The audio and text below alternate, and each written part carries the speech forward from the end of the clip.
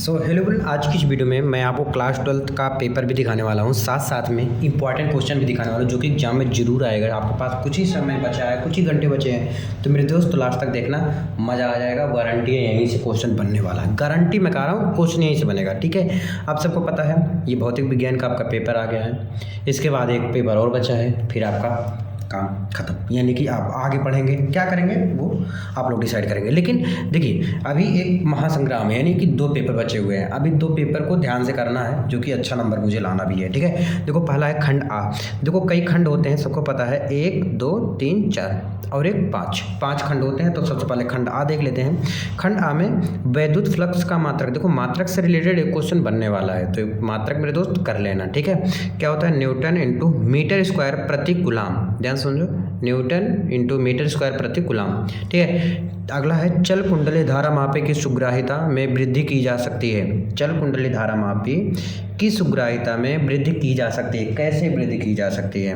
कुंडली का क्षेत्रफल घटाकर, या कुंडली के फेरों की संख्या घटाकर, या कुंडली का क्षेत्रफल बढ़ाकर, चुंबकीय क्षेत्र का मान घटाकर। देखो ध्यान से, जो चल कुंडली धारा मापी होती है उसको कुंडली का क्षेत्रफल जब बढ़ाएंगे तो सुग्राहिता में वृद्धि की जा सकती है, तब वृद्धि होगी। ठीक है, कुंडली का जब क्षेत्रफल बढ़ाएंगे। आगे देखो, अगला है अपना एक आदर्श पीएन। देखो पीएन से संबंधित एक लॉन्ग क्वेश्चन आएगा, एक बड़ा वाला क्वेश्चन जरूर आने वाला है। ठीक है, और एक शॉर्ट क्वेश्चन तो बनेगा ही बनेगा। तो पीएन संदिग्ध के अग्रदिशिक वायस एवं पश्चदिशिक वायस की दशा में प्रतिरोध क्रमशः होंगे। जो प्रतिरोध होंगे वो क्रमशः कैसा होगा? ध्यान सुनो, जो एक पीएन संधि के अग्रदिशिक, अग्र मतलब पहला भाग, आगे वाला भाग, अग्रदिशिक मतलब होता है आगे वाला भाग, और पश्चदिशिक मतलब होता है पीछे वाला भाग। वायस की दशा में प्रतिरोध क्रमशः कैसे होंगे? अनंत एवं शून्य, या परिमित एवं शून्य, या शून्य एवं परिमित। तो शून्य एवं अनंत क्या होंगे मेरे दोस्त?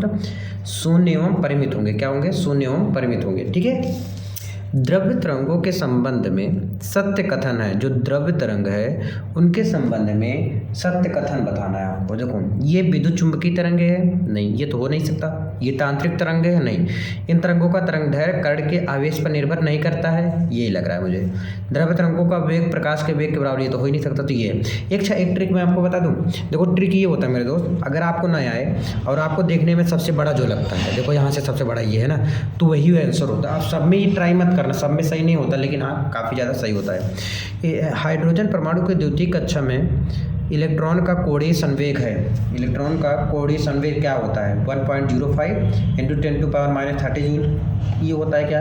या तो 1.05 इंटू 10⁻34 जूल से होता है, नहीं ये सेकेंड है। तो ये पहला आपका है। ठीक है, अब आगे देखो, समझ आ रहा है ना? गलत बताया गया? हाँ समझ आ रहा है तुम लोग को।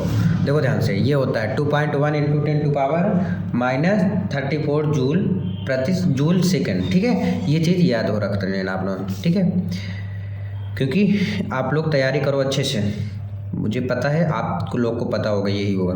वायु में रखे किसी पतले उत्तल लेंस की फोकस दूरी कितना दिया है? 10। यानी कि यह कितना दे दिया आपका? 10 दे दिया है कि नहीं दे दिया है? दे दिया भाई। ठीक है, फिर लेंस के प्रथम फोकस से एक वस्तु को फिर एक फोकस और दे दिया को 15 सेंटीमीटर की दूरी पर रखा जाता है। 10 5 15, तो फोकस देखो 15 आ गया, तो वस्तु की दूरी कितना हो गई? v = 15 हो गया, और -15 होगा। ठीक है, और यू की दूरी जो होती है, यू की जो है 10 ले लेना, तो ये आपकी वैल्यू याद कर लेना, द्वितीय फोकस माइनस कर देना, आ जाएगा। ये कितना आएगा? लगभग ये आ रहा है लगभग 20 सेंटीमीटर। ठीक है, नॉर गेट, देखो नॉर गेट, नैंड गेट है ना, ये सब गेट जानना जरूरी है। ठीक है, फोटॉन के संवेग का सूत्र बताना आपको। नाभिकीय बम एवं नाभिकीय रिएक्टर में होने वाली श्रृंखला अभिक्रियाओं में अंतर लिखिए। फिर अगला क्वेश्चन है, फिर इसी प्रकार से किसी शुद्ध प्रेरणित प्रत्यावर्ती परिपथ में। अच्छा, ये सब क्वेश्चन जो मैं बता रहा हूँ, ये क्वेश्चन बनेंगे एग्जाम में आपके, इसलिए बता रहा हूँ। ठीक है, ये क्वेश्चन देख लो और आगे चलो। ये क्वेश्चन बनने वाले क्वेश्चन है एग्जाम में। नाभिक की बंधन ऊर्जा से क्या तात्पर्य है? यदि किसी नाभिक के लिए द्रव्यमान क्षति 10⁻⁻6 किलोग्राम हो तो उसकी बंधन ऊर्जा इलेक्ट्रॉन वोल्ट्स में ज्ञात करना हो।